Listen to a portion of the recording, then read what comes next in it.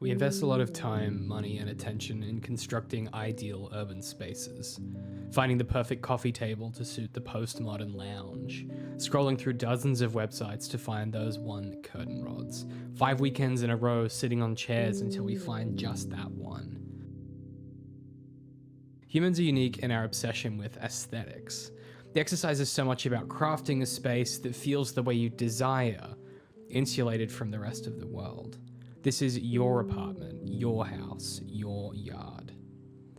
Revisiting The Last of Us Part 1, seeing these design spaces in complete disrepair ran right through me and dug at some deep underlying dread. This is the first time I've been a homeowner, and consuming this story of post-apocalyptic urbanism, suddenly all of the design and care and deliberateness feels paper thin. Seeing so many homes and living spaces become nothing but detritus is confronting.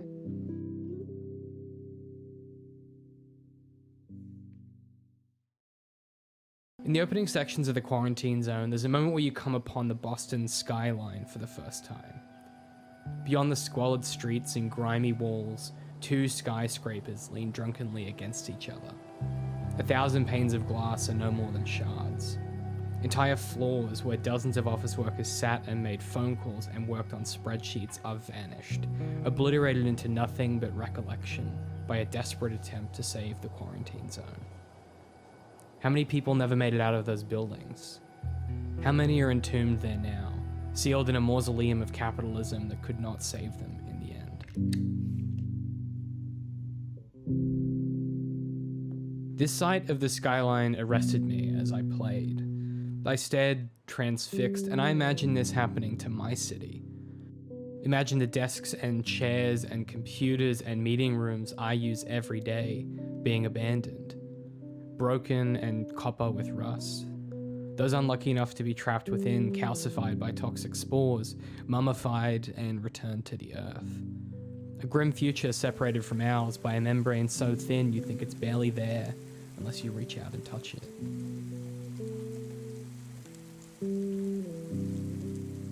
As I recovered and followed Tess and Ellie through a maze of apartment buildings and basements and crawl spaces and living rooms, it became apparent that the worst part of the end of the world is not obliteration, but what remains.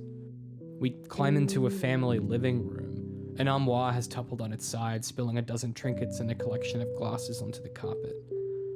A TV cabinet is buttressed by 2 enormous speaker towers, stained with years of disuse. But the flat screen remains untouched, somehow in absurdly good condition. I could see the family gathering on the sofa to distract themselves with comforting shows and films, the music they play from the speakers during dinner. Now nothing but objects in space to mark their existence, somehow worse than if there was nothing at all. The exercise of navigating these spaces is partly in avoiding the infected zombies, yes, but your greatest obstacle is the disrepair of the city. Years of neglect and glassing reveal the brittle skeleton within the urban. Subway tunnels become arteries flowing with rainwater. Great buildings crumble, their innards turn to ash at Joel's touch, breaking as you clamber from rib bone to rib bone. Thick green moss crawls through basements, reclaiming cement, binding the cracked foundations. Clambering through the great cadaver of urban reality draws out the absurdance of its existence. We have constructed a living organism of rebar and highways and traffic lights that can be felled in an instant. And yet we pretend otherwise, that the irrational creature we've conjured through years of development and zoning grants and labor disputes and wage theft is necessarily unending. We tell ourselves a lie over and over again, even as we purchase that next appliance and ponder paint swatches. The lie of the urban, and from it, the ultimate dread, the end of the urban. The end of office drinks and work politics and raises and going away dinners. No more coffee machines, no more hangovers on a Monday morning, and no more pointless meetings. It's fitting that we followed Joel moving through this blasted city. Before the end of the world, Joel is an island. He lives in a huge, comfortable slice of suburbia in Texas.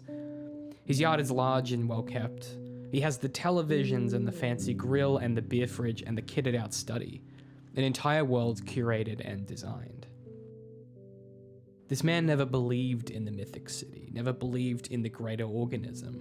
This man has a gun in his desk drawer, ready to shoot his neighbor at the drop of a hat, because in some absurd way, he was always ready for this moment.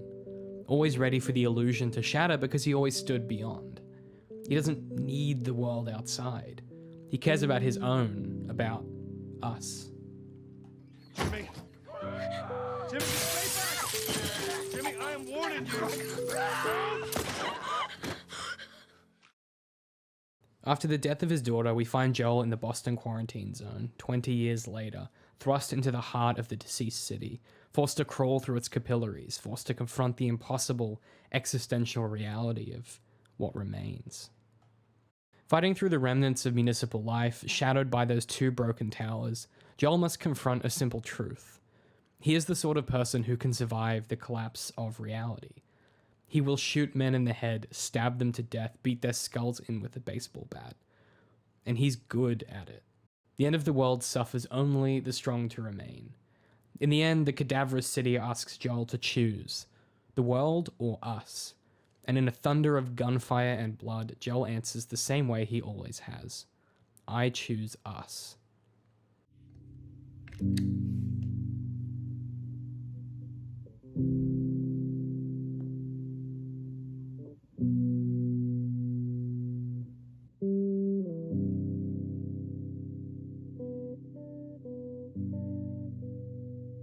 And as we learn later, he goes back to his previous reality. In fact, is permitted to, as it never relied on the myth of society. He settles in a huge house with a big yard. His neighbors on either side say hi to him, but he's not close with them.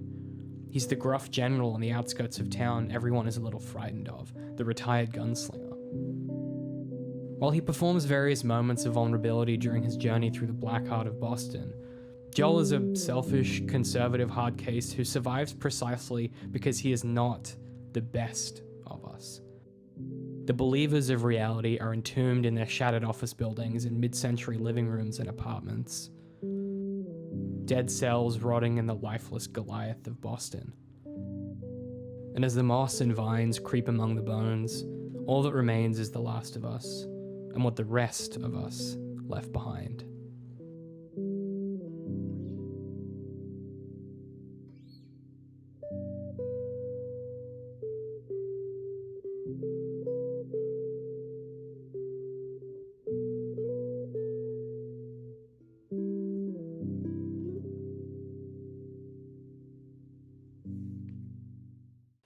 Thanks for watching, and it's really great to be back making essays with you guys.